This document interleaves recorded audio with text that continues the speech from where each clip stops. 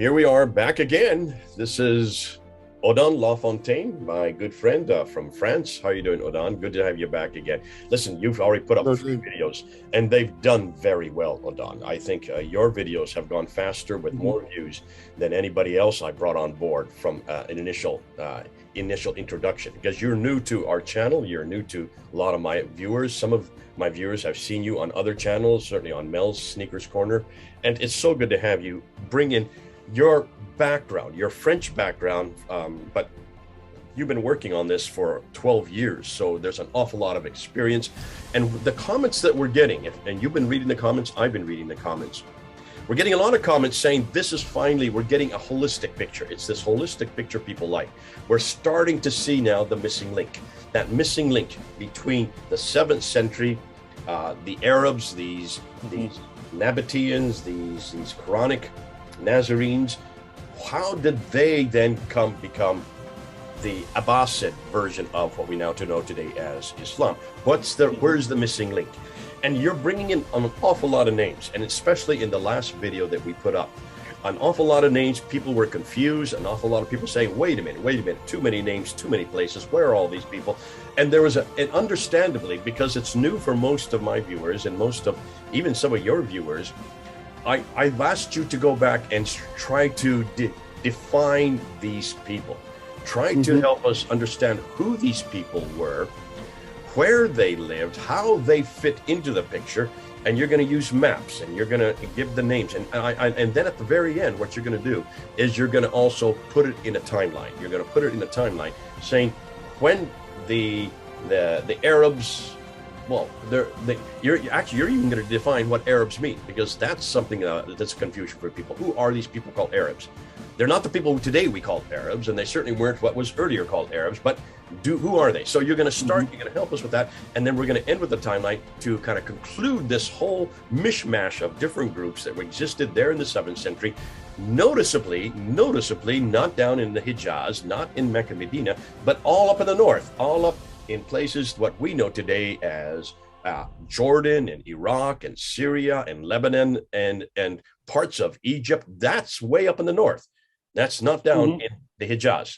So help us here. Odon, I'm going to be excited by this, because I've been waiting for this kind of a video to unpack it all, to help us see who we're talking about, give the names, some definitions, some background, places where we can look at, so that we can follow you as you create or as you introduce us to this missing link. Over to you.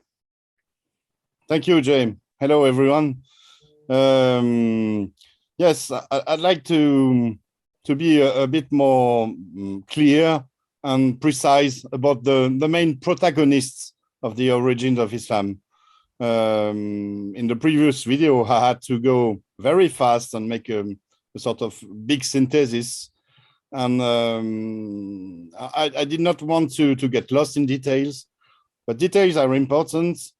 And many viewers asked me to define who the Nazarenes are exactly, who the Arabs are, and so on.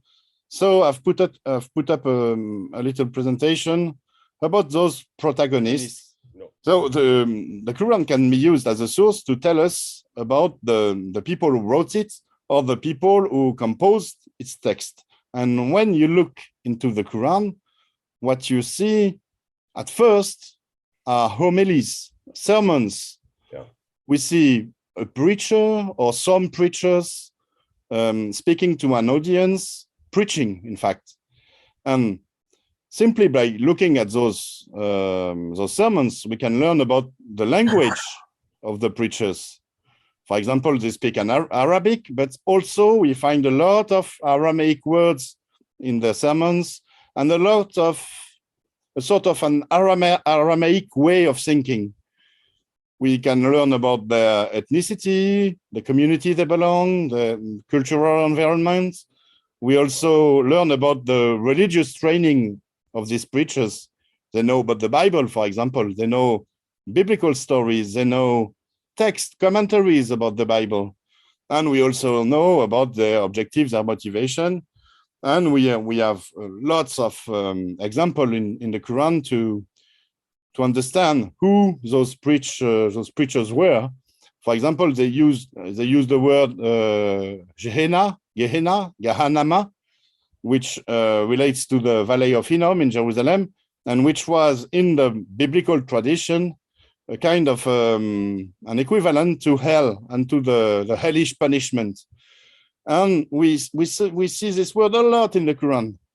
76 times it is used in the Quran, which means that the preachers knew about these words, so they had a sort of biblical background, a biblical training. They knew about it.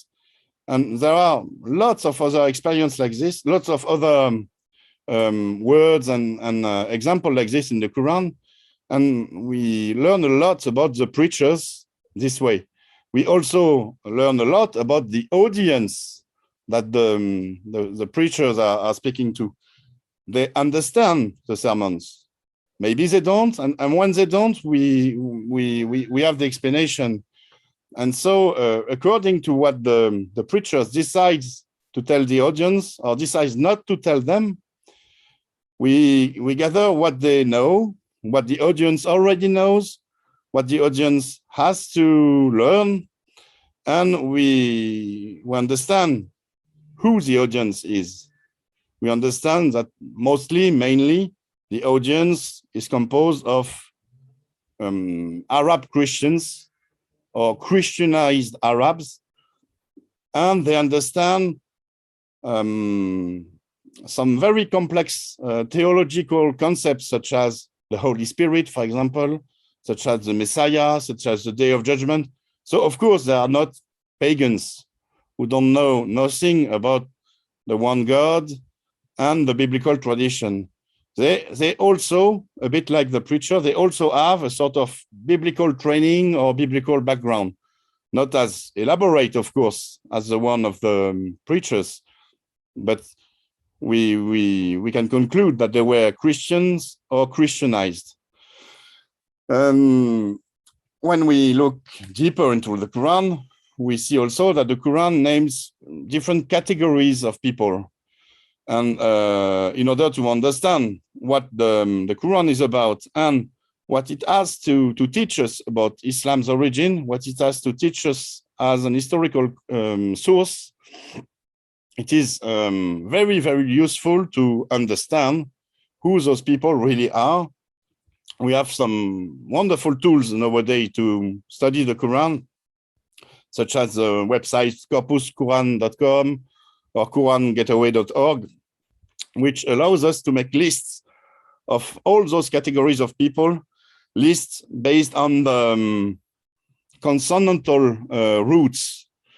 And this is what I did for everything I'm about to expose now. And by comparing the meaning and the context of every word in its context, we can gather who those different categories of people are. The Quran speaks a lot about kuffars, coverers.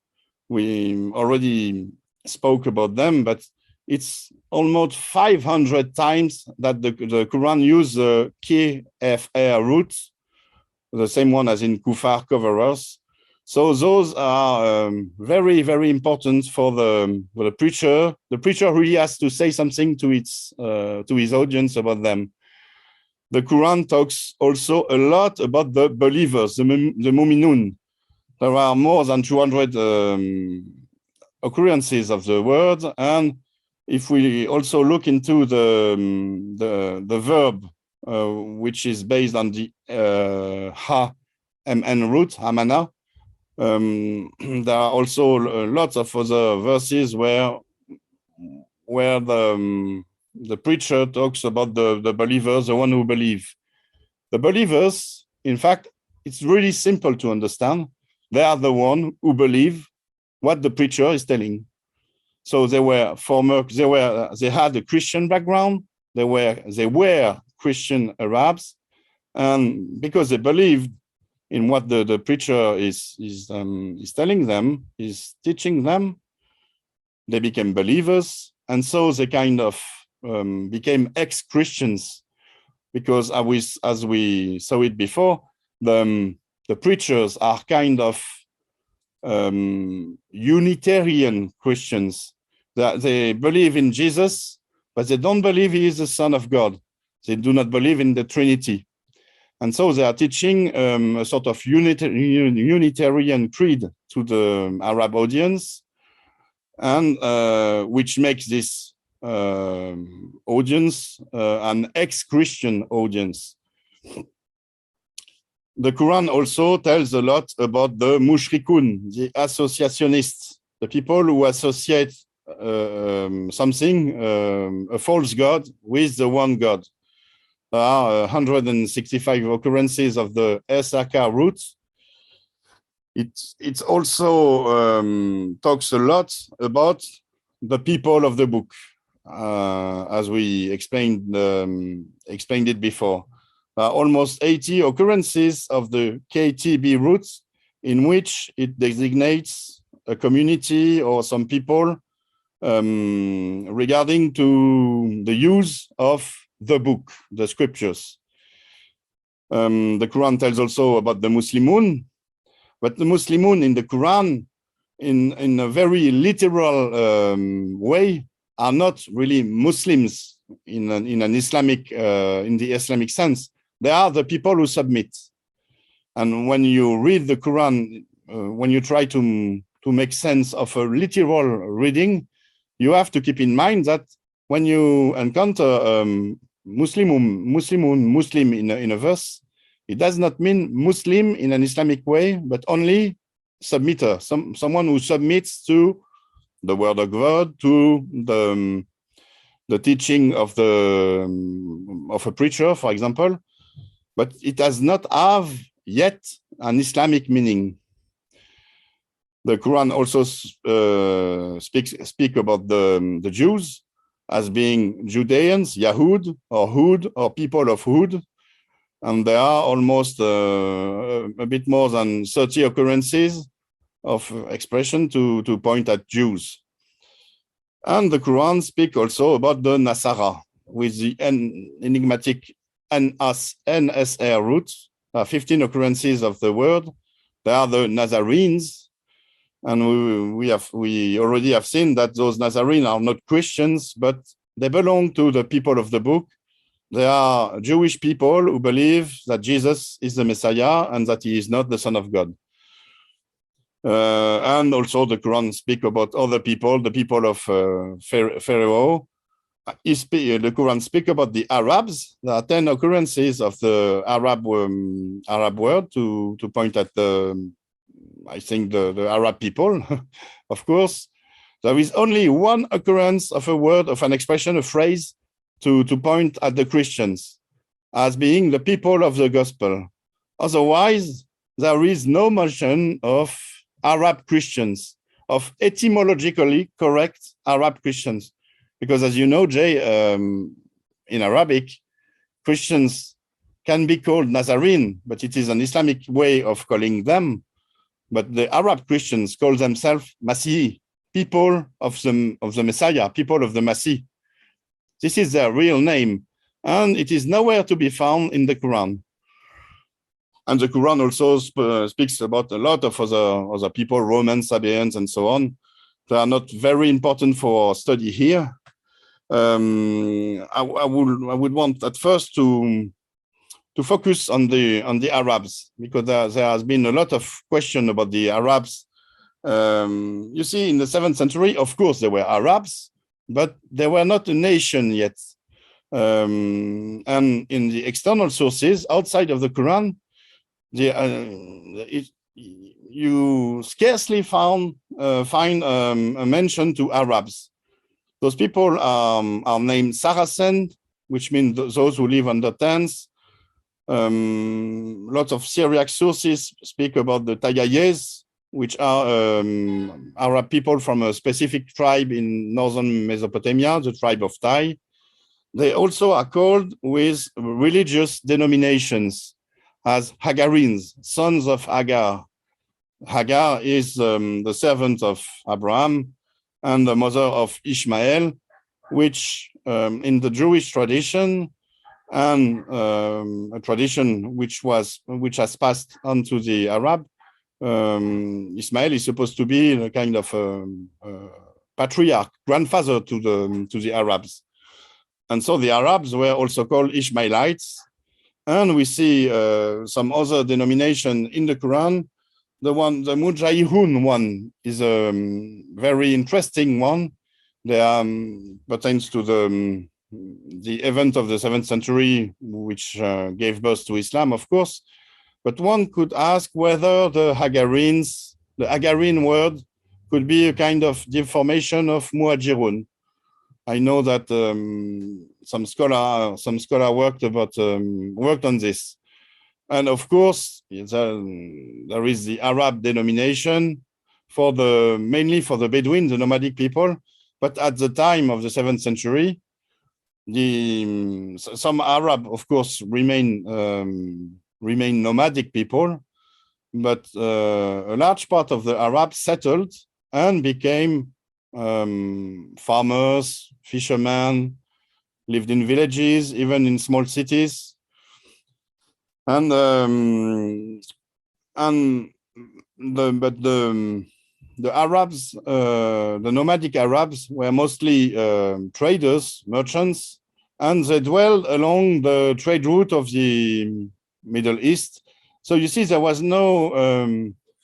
The Arabs were a bit everywhere in the Middle East.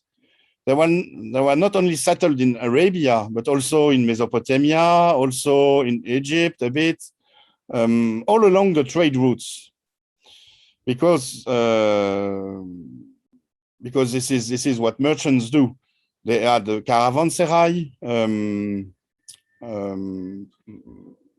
so some kind of post stations.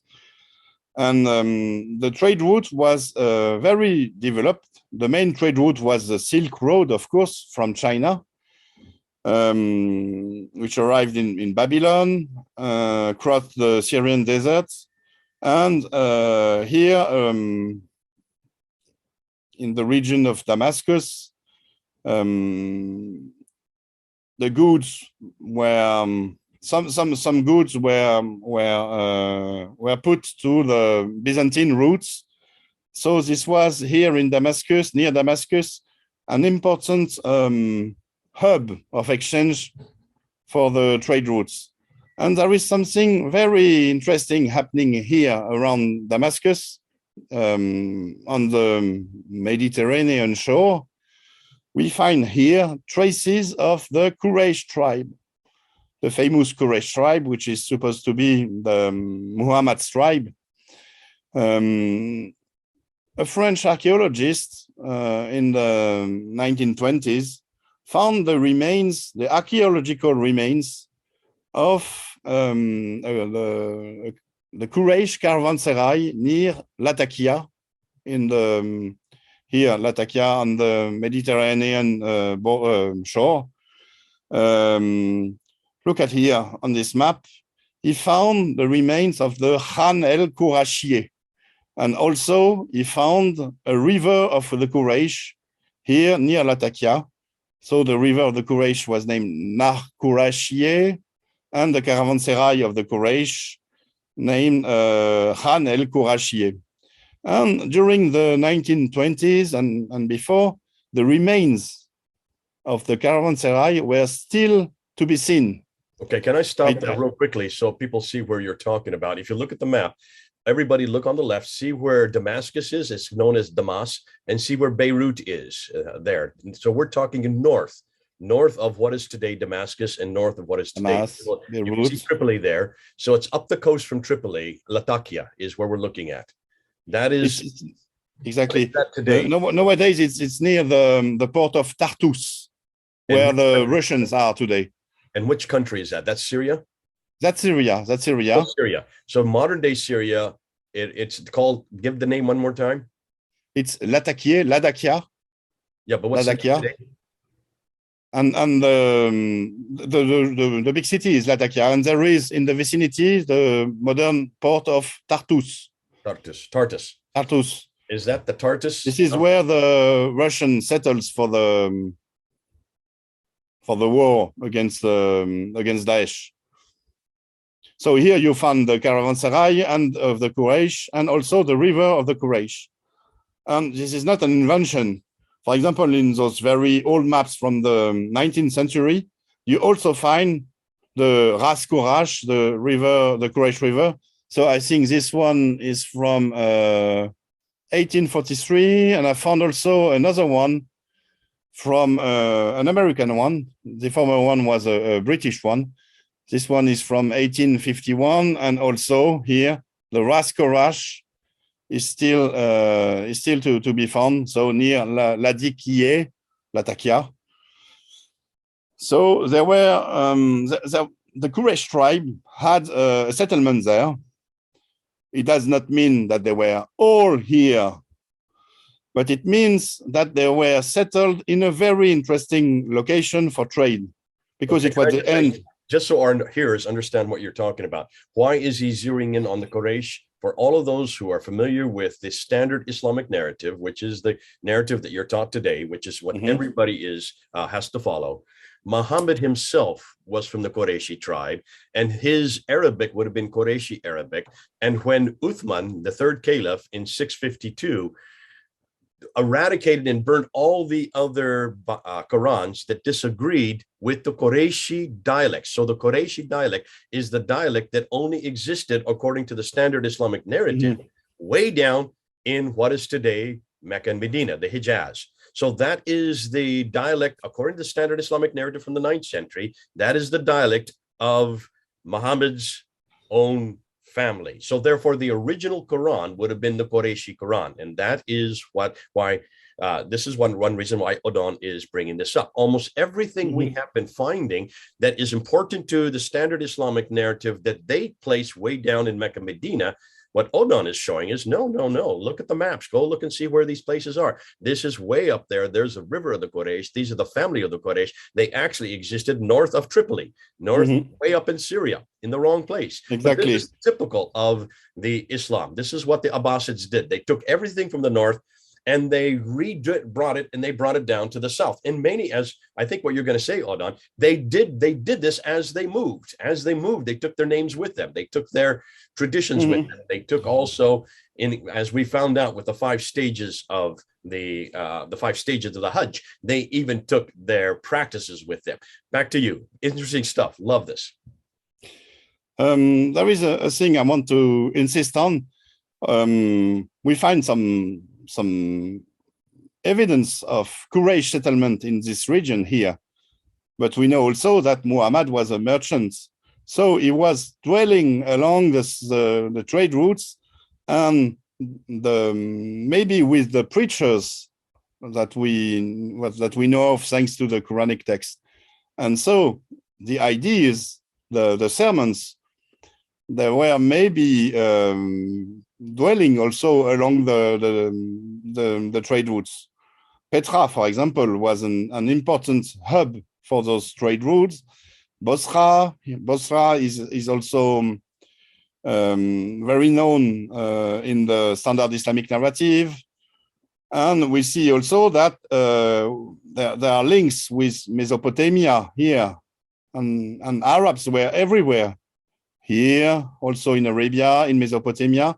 So from this northern region of Syria, the ideas, the sermons could well have traveled among other tribes, other Arabs. So let's keep this in mind. Okay, for those who are probably getting a little confused right now, when he says Muhammad could have got it from there, be careful. If that were the case, if Muhammad was the author of the Quran, which I don't believe he was, I don't think Muhammad had anything to do with the Quran. Nonetheless, what he's saying is, even if the standard Islamic narrative is true and Muhammad did receive the Quran, if he was living way up there in what is north of Damascus and north of Tripoli, the Qurayshi people, in that where you see that red square is, then that would suggest that he just got this material from those sermons and those reportings and those homilies by the preachers in that area who are along the trade route. Now, be careful. I know a lot of people are going to jump on you. How dare you see, for example, there are some verses in the Quran, so some sermons from preachers which talk about sweet water, a lake of still water, where fishermen fish fishes and shells, and we don't find this kind of lake here in Arabia. There are no such lake, and there is no such lake around Medina or around Mecca. But we find those here. Here we have the lake of Galilee, Tiberiad's lake, for example. Here in the vicinity of Alep, we also have a very big freshwater lake.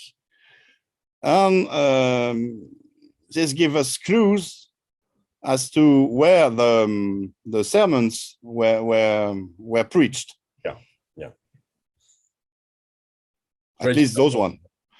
So let's jump to the Kufar. Who are exactly the Kufar? I went a bit fast on it on the previous videos. So let's look a little bit closer at the KFR roots. In the standard Islamic narrative, the Kufars are the infidels, the one who reject Islam. They are misbelievers, unbelievers, but literally it does not mean misbeliever or infidel or unbeliever. Literally, it means those who cover, the coverers. And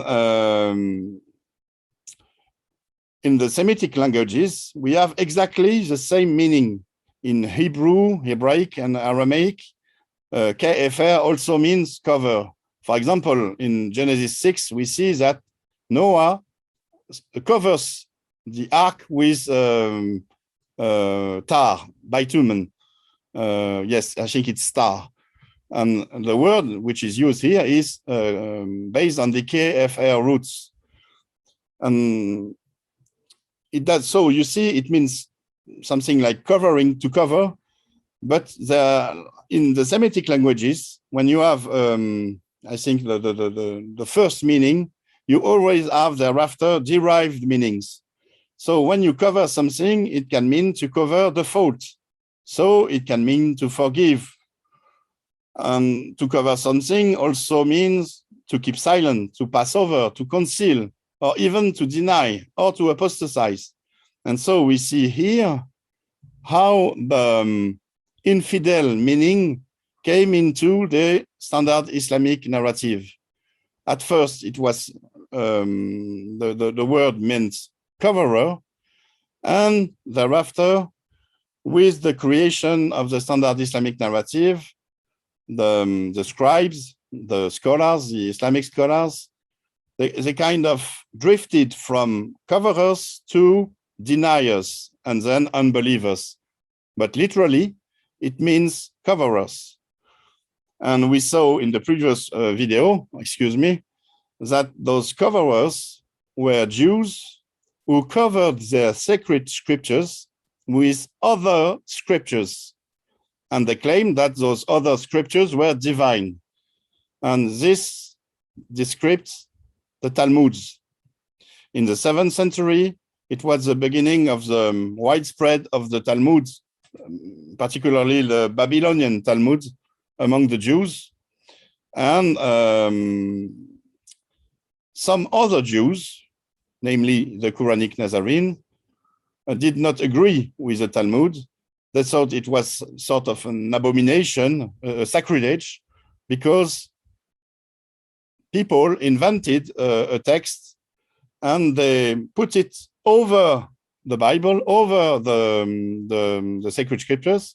They covered the sacred scriptures with the Talmud, and they changed, because of this, they changed the meaning of the sacred scriptures, and they hid some prophecies, they hid some stories in the sacred scriptures. And I think those stories relate to the coming of Jesus, the prophecy about the Messiah. And this is what the coverers are accused of in the Quranic text by the preachers. So we were talking about the Kufar. Now let's talk about the mushrikun. The mushrikun are the one, etymologically, they are the one who associate, the one who commit shirk. Shirk is association. The standard Islamic narrative tells us that they are supposed to be polytheists, pagan polytheists, who associate their pagan divinities, deities, with the one God. But it cannot work. You see, a pagan, what makes you a pagan is that you are ignorant of the one God. Once you know the one God, you cannot be polytheist. You see, there is a contradiction. A polytheist cannot be a monotheist. So there is something very odd in the standard Islamic narrative by calling mushrikun polytheists. They cannot be polytheists, in fact.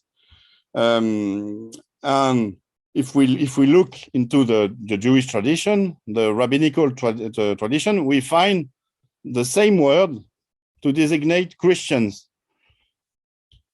Basically, in fact, the mushrikun concept is an attack on the Christian faith in the Trinity, in the fact that Jesus is the Son of God.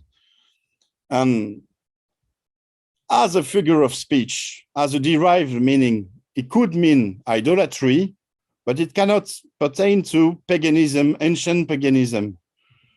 So the mushrikun we find in the Quran are Christians, in fact. They are the Christian which the preacher won't tell the real name. You see, this is why we don't find Masihi, the real Arabic name of Christian in the Quran, because the Christians are kind of insulted by the preacher, who doesn't want to call them Masihi, because it would mean then that they would be disciples of the Messiah, and he doesn't want to give them credit for this, so he calls them mushrikun. It's a bit like the Jews during the first, second, third century who refused to recognize Jesus as the Messiah. They are the name for the other Jews who became Christian and who recognized Jesus as the Messiah. They did not want to call them Christians or Mashaun in Aramaic or in Hebrew, in Hebraic, because it will give them credit for being the disciple of the Messiah. They didn't want to call them this name, so they invented the name Notzrim, Natsaraya, which doesn't contain the name Messiah, and so they do not give credit to the Christian for following the true Messiah. Could you say that, Odon, the verse then, if this mushrikun really is a term for Christians or Trinitarian, those who believe that Jesus is God, would you say then that chapter 9, verse 5, the sword verse, slay the mushrikun wherever ye find them, besiege them, lay in wait with them for every kind of ambush, that is directed towards Christians? I think it's directed toward Christians, but there is something also to take into account. The whole of Surah 9 is very strange. It's in many aspects, it's different from the rest of the Quranic text. When you put all the verses in a timeline, you see something very specific about Surah 9. In Surah 9, the believers have come to the Masjid al-Haram. The Masjid al-Haram has been conquered. And in the standard Islamic narrative, it means that the Muhajirun, the first Muslim, have finally come back to Mecca. But in the real history, the actual history, it means it pertains to the conquest of Jerusalem. The real Masjid al-Haram was the Temple Mount. So we are here at the end of the 630s. This is not the same timeline as the previous sermons. And things have changed there because the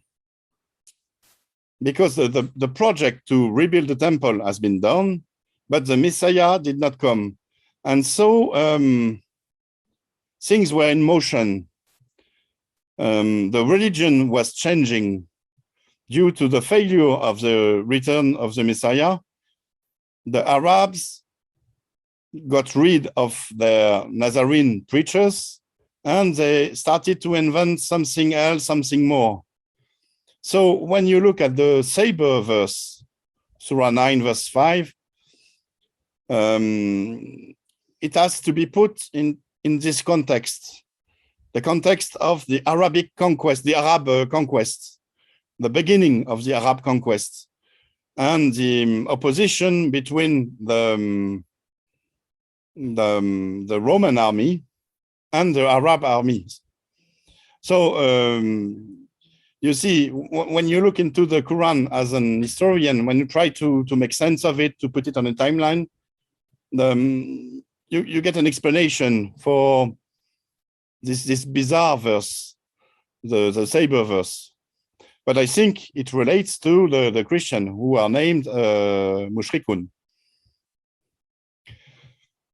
Right. So, but if you really want to get a final answer about the real meaning of Mushrikun, you just have to do what I did, which is to put on a sheet every verse with the word Mushrikun or the SRK root in it. You put it like this, tens and tens and tens of verses, and you look into every one of them in Arabic, of course, thanks to, for example, the website corpus.quran.com or the other one, Quran Gateway. And there you will see that the Christian meaning of the word fits almost every verse, that there is almost no contradiction, maybe for one or two verses. And there you can ask whether those verses may have been tampered with. It might be probable. But when you do this work, like I did, you put everything in a list, and you look at every occurrence of the SRK root. You come to realize it can only mean Christian. This is what I did also with the KTB root, in order to understand who are the people of the book, the Al Kitab.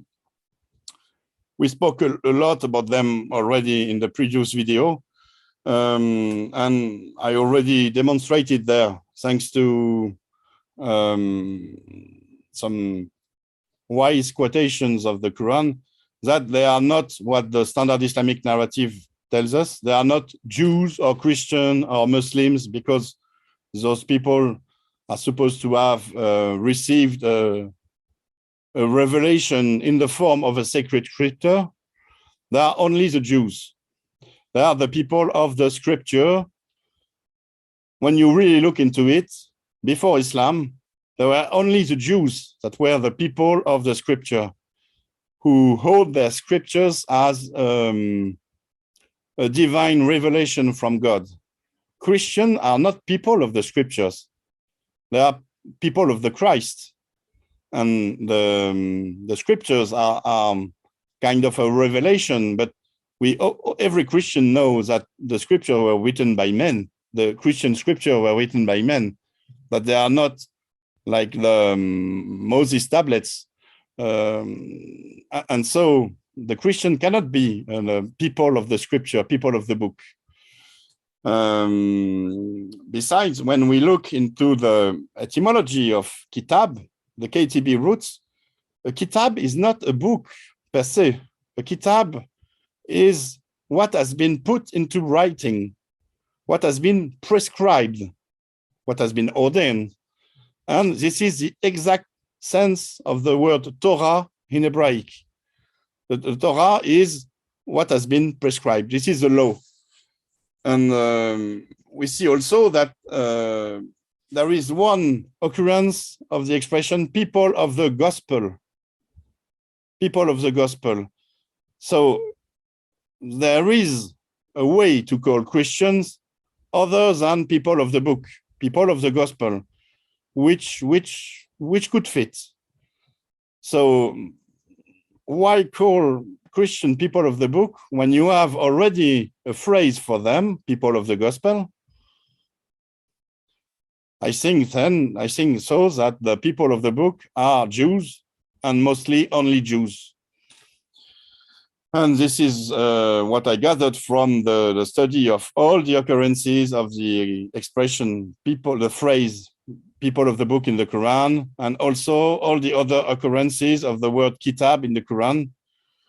So it was a tedious work, but a very fruitful one, because you really get to understand what the Quran is about. Let's get now to the Nazarenes. There have been a lot of questions and comments about the Nazarene. Who are they exactly? We see then that the Quranic texts speak about the Nazarenes. There are 15 occurrences of the Nasara or Nasrani word, and they are supposed to be Christians according to the standard Islamic narrative. But etymologically, this is not correct. Nasara, if you look into the Arabic meaning of the NSR word, it means to help, to support, to protect. And so this does not fit at all a Christian meaning. Nasara must mean something else. And the linguists who have worked the question, such as Robert Kerr, for example, they understood that the word Nasara is not an Arabic word, but it comes from the Aramaic. In Aramaic, we have the Natsaraya word with a tzadeh here, TS, it's tzadeh.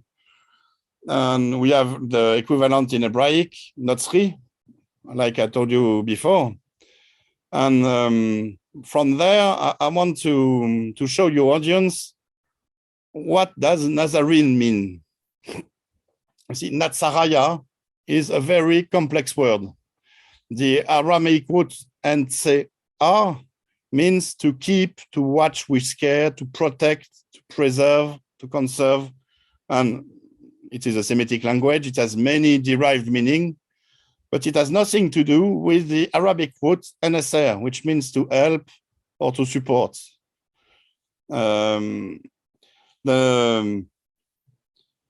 From this N-Seder meaning, we gather from the Bible that it can mean the branch, Netzer.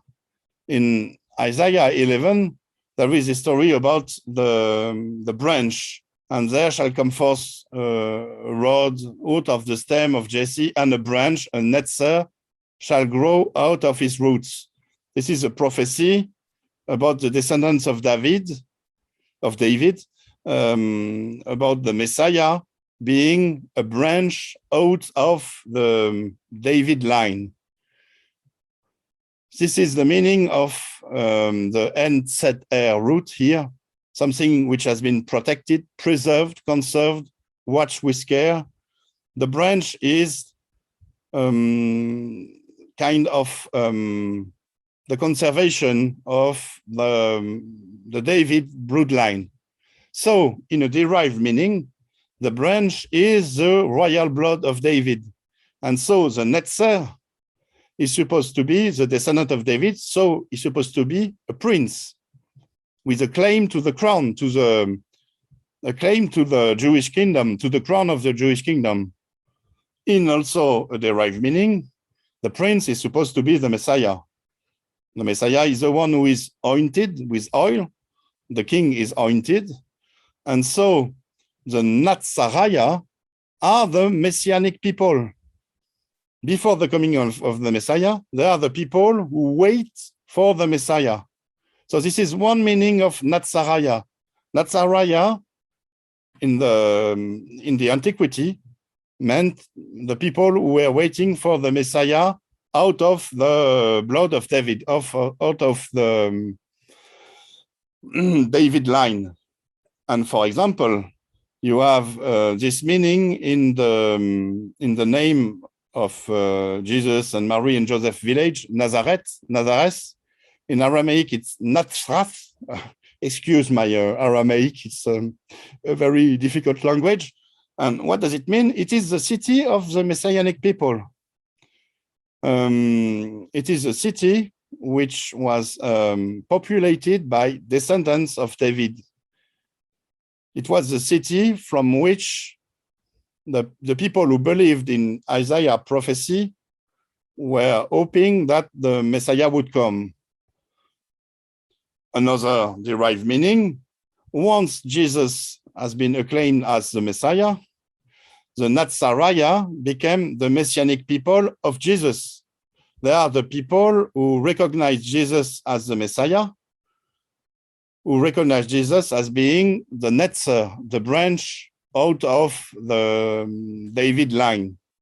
So you see, along the story, when you go along the timeline, the meaning changes.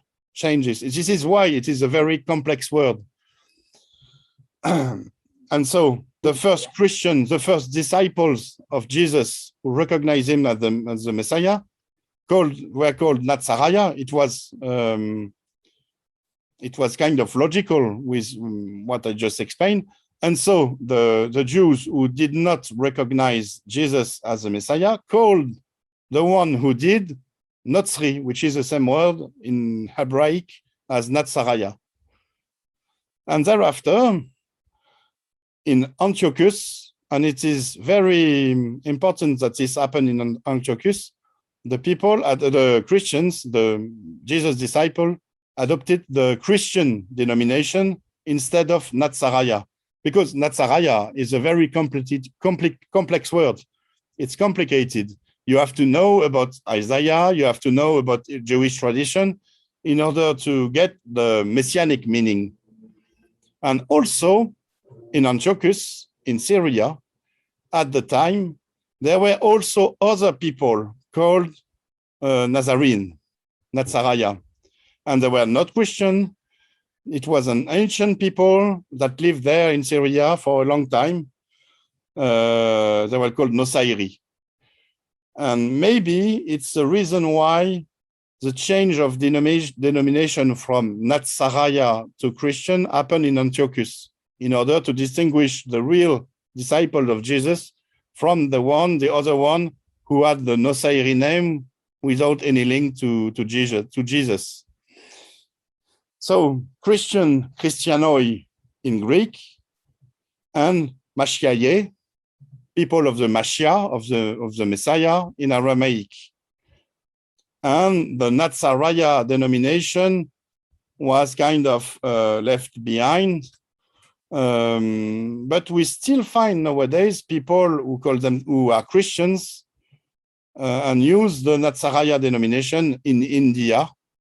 You have the Christian of St. Thomas, who were Christianized during the 1st and 2nd century, and who learned Aramaic, and who kept on the Nazariah denomination, Nasrani. But otherwise, in the Middle East, there is no trace of a Nazariah denomination for Christian up until the 5th or 6th centuries.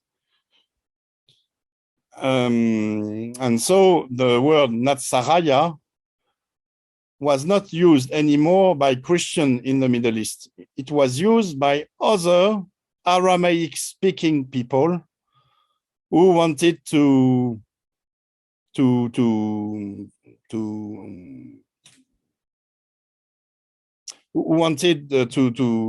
world to know that they were the disciple of the Netzer of Jesus.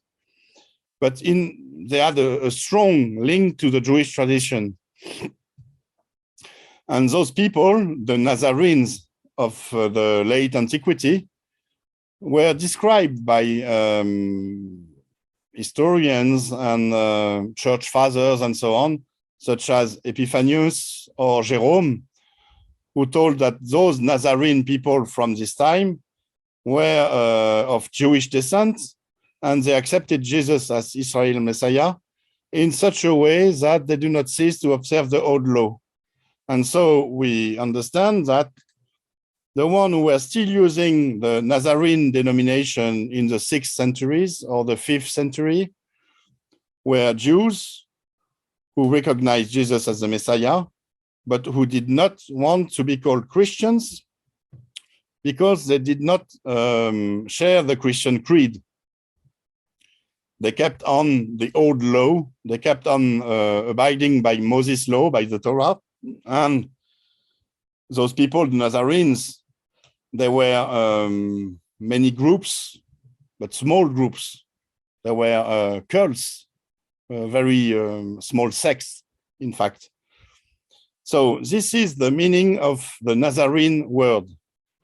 And we happen to find this word, this exact same word, in the Quranic text as Nasara. And from here, we can gather that the Quranic Nazarene might have something in common with those Nazarene we spoke about, those Nazarene from late antiquity, that maybe the Quranic Nazarene are a part of those Nazarenes from old, that they are a very, very small group of Jews who accepted Jesus as the Messiah, but did not want to become Christian, refused to see him as the Son of God, and kept on the Torah. So this is what I gathered from the study of the Quranic text. We saw this already on previous video, Jay. There were some 15 occurrences of the word Nazarene in the Quran, and you have to do the work, such as I did with Kufar and so on, and people of the book. And so I've done it also with Nazarene. And we get it from the Quranic text that the Quranic Nazarene, the Nasaras, are those Jews who recognize Jesus as the Messiah and so on. So there were a small Jewish group that believed in Jesus as a political Messiah, kept on Moses' law. They opposed both the Christian and the other Jews, mostly rabbinical or Talmudic Jews. And we saw that those Nazarene from the Quranic text formed an alliance with some Christian Arabs, the one that are called the believers in the Quran, so ex-Christian. They told them their creed and their expectations that Jesus would come back on earth, what he was to come back physically with his body on earth. So this is not the Christian creed. And that Jesus was to lead the armies of the Nazarenes and the believers to establish God's reign on earth. This is what the sermons of the Quranic texts are about. It's all about Judgment Day, the establishing of God's reign, Amr Allah, and the goal, the mean to have Jesus come back was to take Jerusalem, to rebuild its temple, to resume the Moses religion there, the sacrifice and so on, so to have an altar, to come back to the old Moses religion that was, and the old rituals that took place at the Jerusalem temple and who were interrupted due to the destruction of the temple during the 1st century by the Romans. So those people thought that with coming back to the old religion, with coming back to the true Jewish religion, things would get back in order, and Jesus will come back to fulfill his mission. Because during the 1st century, he was prevented from fulfilling his mission of establishing God's reign, because the temple at this time was corrupted and because bad Jews reigned over Jerusalem and the temple. So this alliance of Quranic Nazarenes and Arab believers, the Muhajirun, took Jerusalem at the end of the 30s. They rebuilt the temple there. We have lots of sources who tell us so, but the Messiah did not come back, leading to the breaking of the alliance and to a cascade of events that will give birth to Islam. We will see this, I think, in another video. Odon, can you go back to that slide? Of course. Right. I think what a lot of people are questioning is why you call them Quranic Nazarenes. Why that term Quranic? That's your term, right? That's not a term. You created that term, and you've also called it Quranic believers. You created that. That's Odon's term. Exactly, because by doing so, I intend to point that the proof of what I am saying is in the Quran. The proof of the existence of these Nazarene people is the Quran, and that it is the Quran itself, the Quranic text, that defines those people. Okay. You see, there is... everybody, are you hearing that? What he is not saying that this is a term that was well known in the 7th century. There is no people called Quranic Nazarenes in the 7th century. This is what Odon is calling them. Are you all fair? I think that may have caused a lot of people of confusion, because what I hear in a lot of the comments is there was no Quran. How can they didn't have a term Quranic Nazarenes. We don't see that written in any text. Why is Odon referring to these Quranic Nazarenes? So that is your term to suggest what the Quran is saying is happening in this. These are the people that Quran is referring to. Okay. You see, Jay, when you look into the Quran, you find the Nasara word. Yeah. So you're saying, hey, of course, those are Nazarenes. But when you speak about Nazarene, then you come back to the history and the very complex meaning of the Nazarene word. So are those Nazarene from the 5th centuries group, or from the 1st century, or from the antiquity? Yeah. And we get lost in those details, and we don't get the point.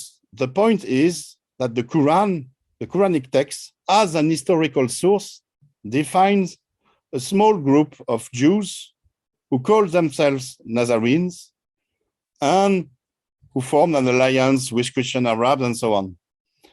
And I used the phrase Quranic Nazarenes to point exactly at this. We have the proof of the existence of the Nazarene in the Quran. They exist. And we have very strong evidence in the Quran to ascertain, to found their existence. You see, I have published my first work in 2014. I have received a lot of critics of people telling me, you don't have material enough to justify the existence of Nazarene. All we have are very ancient sources from the 5th century, the 4th century. We have nothing from the 7th century. Yet we have the Quranic text.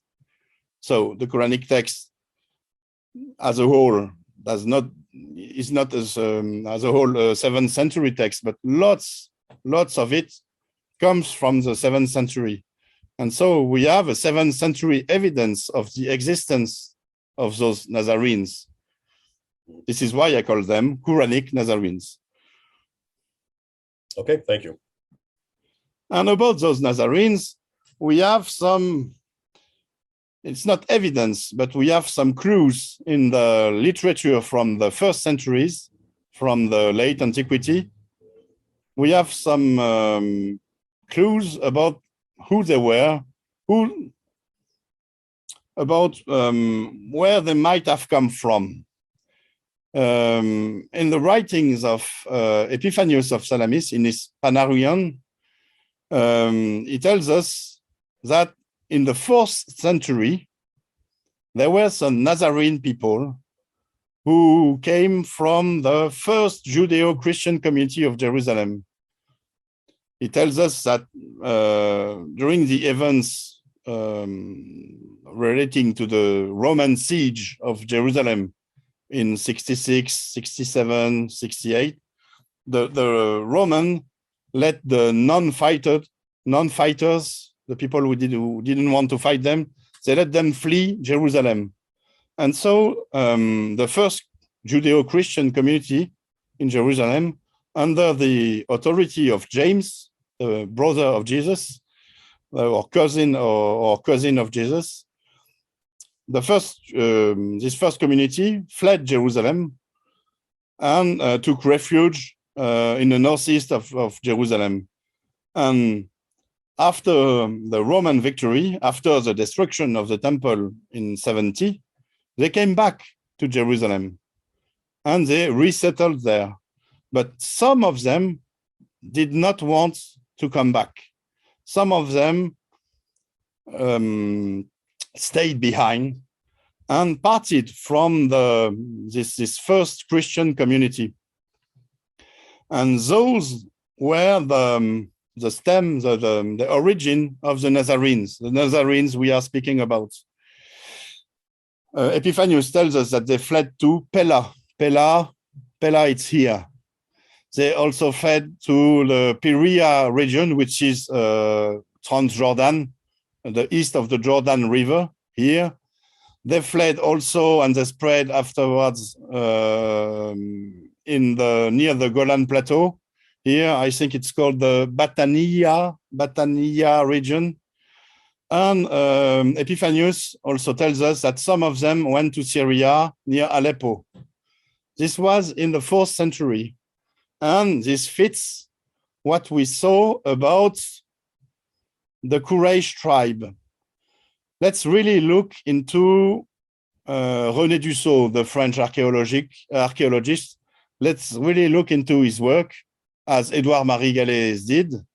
And we will see that in this very region where we found the remains of the Quraysh tribe, we also find lots of clues pertaining to the existence of Nazarene people there. Here I rely on onomastic. Onomastic is the science of the places' names. When you really look into it, you see when you give a name to a place, it goes through the centuries, and they are very reliable to find what happened centuries, tens of centuries before. For example, in France, we have lost the Gaulish language. It was an oral tradition. Almost everything is lost, but for names of places which were given during the time of the Gauls, and which passed the centuries up till now. For example, names of river, like the Quraysh tribe, the river of the Quraysh I spoke about. But we have, for example, here the river of the Nazarene, Wadi al-Nasara. We have the Mount of the Nazarene. We have villages and towns which are named with the NSR route. And so this links directly to what Epiphanius of Salamis told in his writings. But furthermore, when you really look into this map, you find other names that are very, very interesting. You find, for example, north of Aleppo, an Abu Kab, very strange name. You also find an Abu Kubais, another strange name. Abu Kubais is also the name of a hill in Mecca nowadays. You find also an Abil Bet Makkah. And you find like this many names that kind of relates to the standard Islamic narrative. And what we can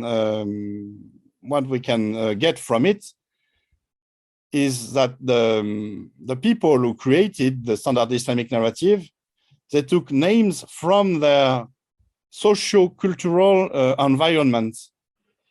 They take name from the places of the origins. You see, it's a bit like when the Pilgrim Fathers, for example, and all the settlers from Europe came to America. They named the places like New Amsterdam, New York, New Orleans, or, for example, Paris in Texas, because they took name from their socio-cultural environment, from their Weltanschauung. And I guess this is what happened there. We find, thanks to this, we have found a series of clues that shows us where it all started. So, as a conclusion, I want to show you a little diagram, a chart I made to make sense of all of this according to a timeline. In order to describe who the protagonists of the origins of Islam were and how the meaning of their name evolved through the events of the creation of Islam. So we had at first, at the beginning of the 7th century, what I call the time of the covenant, the time of the alliance between the Arabs who were taught by the Quranic Nazarenes. So they were ex-Christians, and they called themselves the believers, and the preachers called themselves the believers. And so there was a covenant between them and the Nasara of the Quran, the Quranic Nazarenes, which are also called by Edouard Marigales Judeo-Nazarenes. And together they formed the community, the Ummah, which was to take Jerusalem and so on and have Jesus come back. They were opposed to the Kuffar, the coverers, who were the rabbinical Jews. And we saw that together, rabbinical Jews and Nazarene Jews form the Jews, the whole of the Jews, the people of the book. And there were also the Christians who were called associationists, mushrikun. And rabbinical Jews and the Christians were the enemies of the believers, the enemies of the Ummah. Odon, before you go on, what's the time period of the time of the covenant? Just give us a date. I just told it. It was at the beginning of the 7th century, so up until the conquest of Jerusalem. So something like till 637. Up until 637, up until the end of the 30s. Okay. Because what happened at the end of the 30s? What happened? Let's pick a date in 640. The covenant was broken. The covenant between 637 up to what time? Here, I'm just talking about the breaking of the covenant. So 640. And okay. It will be 640 up until, I guess, Abdul Malik times and maybe the Abbasid times. So once the covenant has been broken, the Arab believers parted from the Quranic Nazarene. They rejected their former masters in religion. They rejected the preacher who told them that Jesus would come back, and he did not come back. So the Quranic Nazarenes, the Nazarene preachers failed. Hence, they were seen as enemies now of the Arab believers. And we see this in the Quran, in Surah 5, in the 5th Surah. There is a mention to the breaking of the covenant by the Nazarenes themselves. So the Arab believers had new enemies. They considered then the whole of the Jews, the people of the book, the rabbinical Jew, as well as the Nazarenes. So the whole of the Jews, they considered them as enemies. And in 642, is it 642? Maybe it's 640. I don't remember exactly. The Jews were expelled from Jerusalem. 640. It's 640. It's in Moshe Gil book, History of Palestine. He gathered the Jewish tradition. And in this Jewish tradition, you see that this very strange event of the expulsion of the Jews from Jerusalem in 640. This is because the covenant has been broken, and the Jews that were expelled at this time in 640 were the Nazarene Jews. And the Christian remained the mushrikun. They still were called mushrikun, associationists. And the whole of them, Christian and Jews, were seen as the enemies of the believers. And we see this in the Quran. For example, I think it's Surah 5 verse, it's either, I think it's 51. Here we see that the Jews and the Christians are supposed to be the enemies of the believers. And they are supposed also to be allied one with each other. So this is the evolution due to the breaking of the covenants, and which lasted until the creation of the standard Islamic narrative. This is why, Jay, when you asked me about the timeline, I said up until Abdul Malik and the Abbasid times, because I guess the standard Islamic narrative, its creation, its invention started after Abdul Malik, and it was mostly written during the Abbasid period, Abbasid time. Most of us pretty much put that from 749 onwards. We don't put it before, because almost anything before 749 has been eradicated.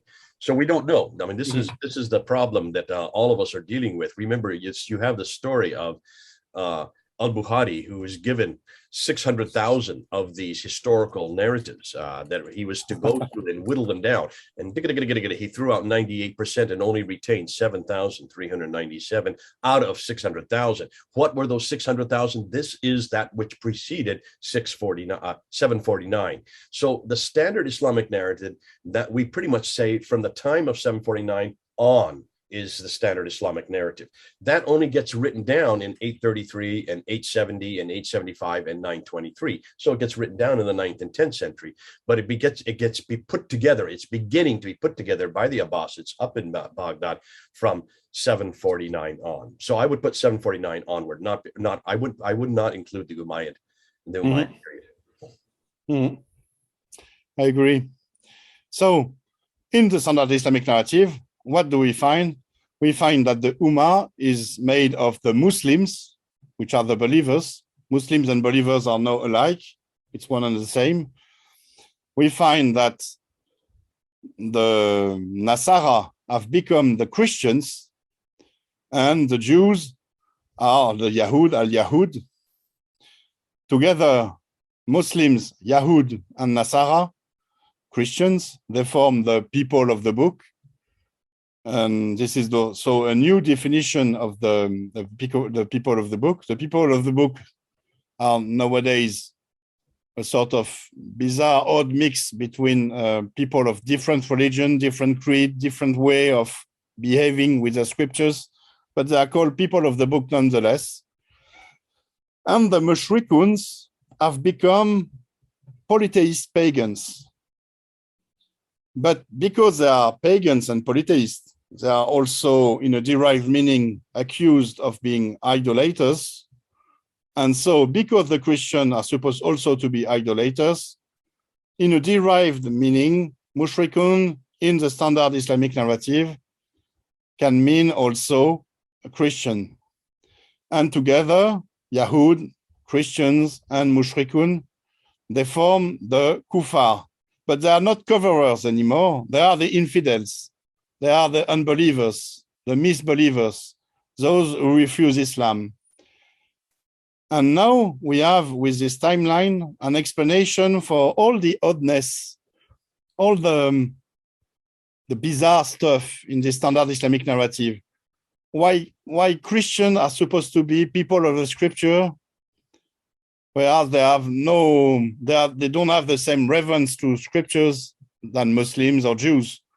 Why is it that Nazarene are supposed to be Christian, even though in the Quranic text, in some verses, it cannot fit, and the Quranic text contradicts this definition of Nazarene being Christians? We now have a sort of way to decode the standard Islamic narrative and to understand what the Quranic text is really about. If you take this chart, if you take this diagram, you have a sort of new way of reading the Quran with the real meaning of the words. And there you will find that the Quran can make sense, that the Quran describes events from the beginning of the 7th century, that the Quran can even be logical. And so this is an unexpected discovery.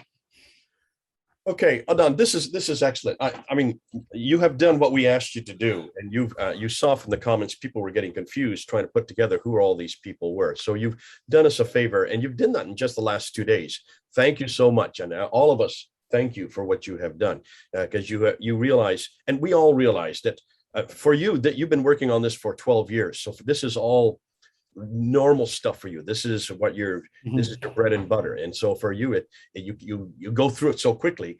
For the rest of us who are hearing it for the first time, we do need to have some definitions. And you did that, and you said, listen, if we're going to be looking at the historical context, why don't we start with the Quran itself? Let's just start with the Quran, for heaven's sakes, because the Quran does give us a window into what was actually happening. Now, by saying that, you're assuming that the Quran is correct and the Quran actually is putting together what really it was existing in the 7th century. There, you're going to get some pushback on that. Nonetheless, that's a great way to start. It's much earlier than the traditions.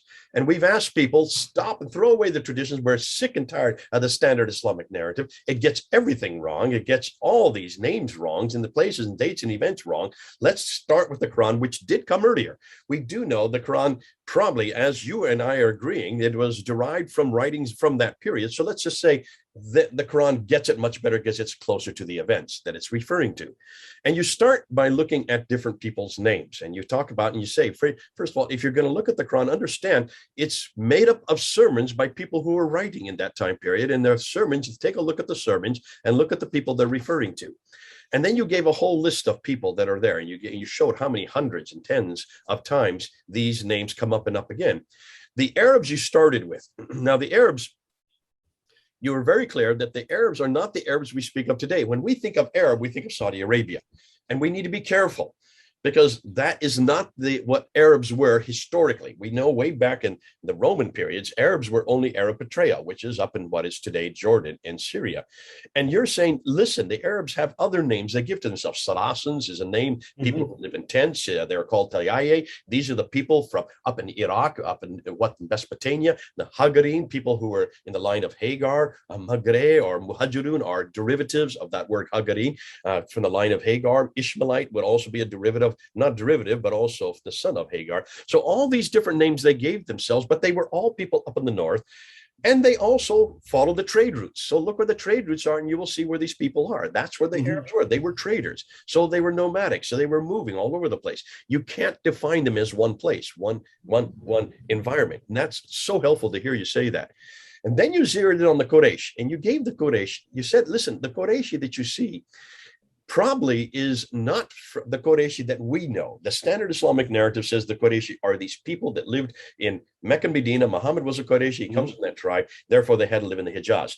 And then you put up and you said, no, hold on a minute. Let's see what the maps show us. Let's see what history shows us. If you look at the historical record, these Quraysh are from Latakia. Latakia is right up on the coast, right on the Syrian coast above Tripoli. That's way up north. I mean, you're getting up there. You're getting up towards Turkey now. And so you're really talking way up by Aleppo. That's where these Qurayshi are. And there you see a river called the Qurayshi. And you say, listen, names don't change that much when you're referring to a town or a river. They usually keep the same. Now, people could change and take those names with them. And you do talk about that people do that. And that's why when they left, they took the names with them, because they took that which was familiar. They took that which made them feel at home. And so that stands to reason that if people coming down to Mecca then incorporated that word Quraysh in Mecca, well, that or Abu Qubais or Abu Bablis, the mountain that's there in Mecca, that is also way up in the same place that the Quraysh are from. And you talk about other places that also, I mean, it's terrific how you're going and saying, let's just look and let history tell us where maybe these places originated, and that may tell us then where they were where then they were borrowed from. You go into you talk about the Kufar. Now, according to the standard Islamic narrative, they are the infidels. But you're saying, no. If you look and unpack the word itself, it's the coverers. And it went from that meaning of coverers, those who cover and those who hide, those who change, those who manipulate, those who create with their own hands. And then you say, they then became the infidels in the standard Islamic narrative. Let's go to the original text. And then you went and you unpacked mushrikun. And I thought it was fascinating because mushrikun and Muslims always tell me today that I'm not a mushrik, that it's the idolaters, it's the Hindus, people like that who worship other gods. And yet you're saying, no, really, the Quranic term for that really is talking about those who equate another God, who commit shirk, and that would be the Christians. And it was primarily aimed at the Christians who are the Trinitarian Christians, the Monophysites, and those who actually were the Byzantine Christians of that day. They were the mushriks. So the word mushrikun, which is masculine plural in Arabic, is referring to that whole group. And we need to then look at that this was an attack against those, not necessarily the idolaters in India, but actually the Christians right next door, who were their neighbors. You then unpacked the word kitab or kutab and said that it's found 260 times.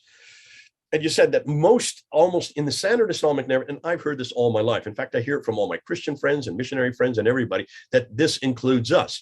When in reality, the Quran does not include us. It's actually just the Jews. The kutub, those who are the ones from the real book, the old book. And so therefore you're making a new claim here that I've not heard before. Fascinating, because that will paint a whole different view of how we interpret these verses from here on out. And then you end with Nazarene. And I like what you've done to Nazarene, because the Nazarene is the claim you're making. And you're saying that these people that we need to watch are the Quranic Nazarene. That means the Nazarene that are in the Quran. And you're saying that these Nazarene are those Christians or Jews who believe that Jesus was the Messiah, but that he's not God, and they're still waiting for his second coming. Am I correct on that? They are waiting for him to come back physically, as a person in flesh and blood, and to fulfill the mission he could not fulfill during the 1st century.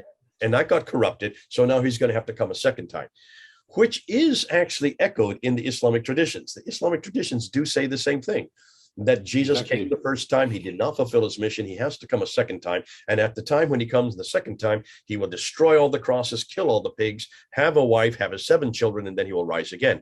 So in some ways, there is an echo of that in the Islamic traditions of this very point of the Nazarene in the 7th century.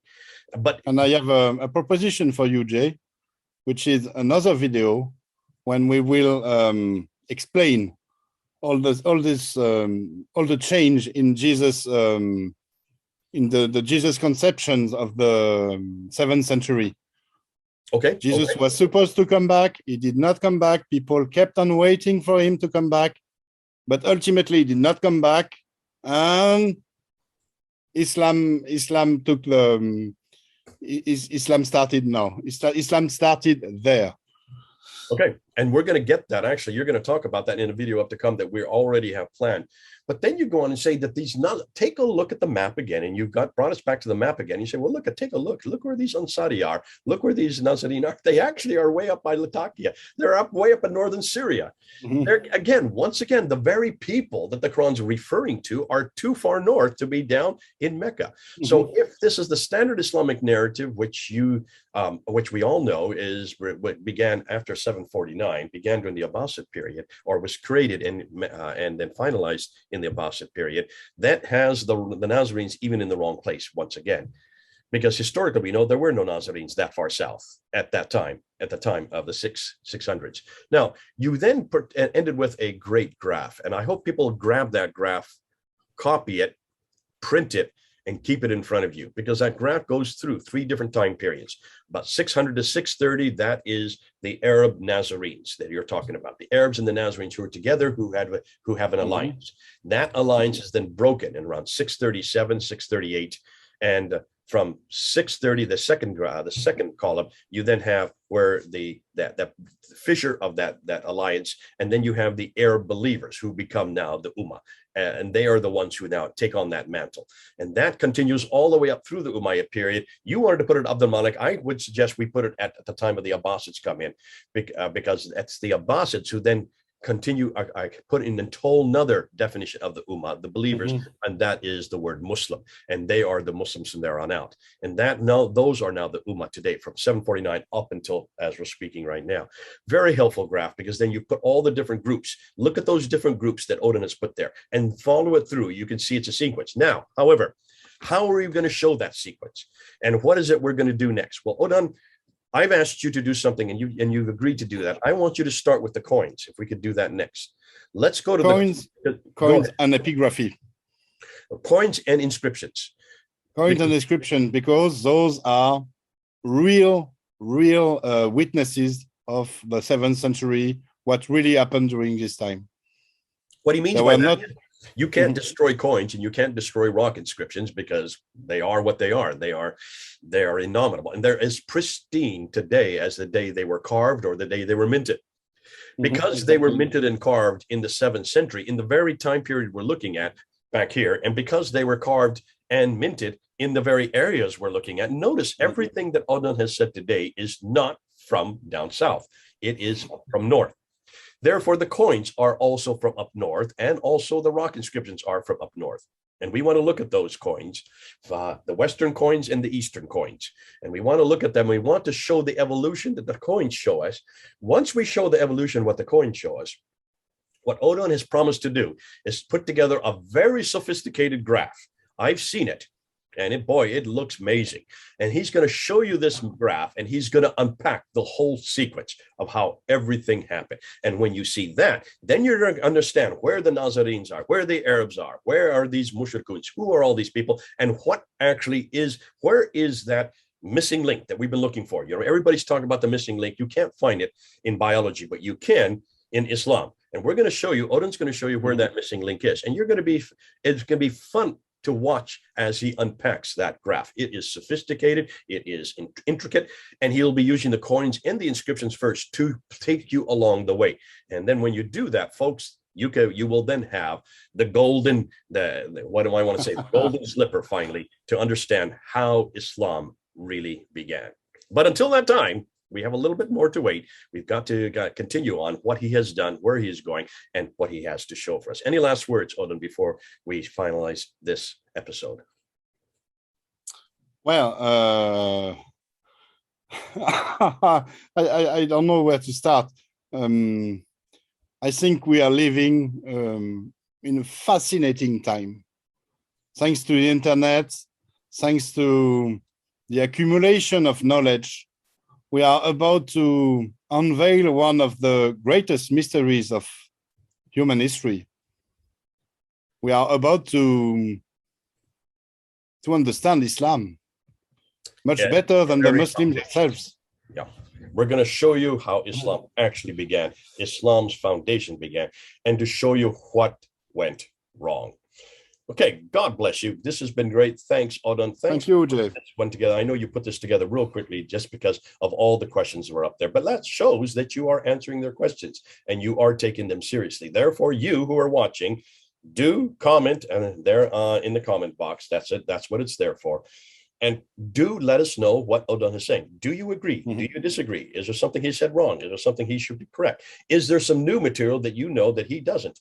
Help us. This is where we've learned, and we can help each other. God bless you. Keep us peer-reviewed and keep us honest. This is Jay and Odon, 3,000 miles apart. Over and out.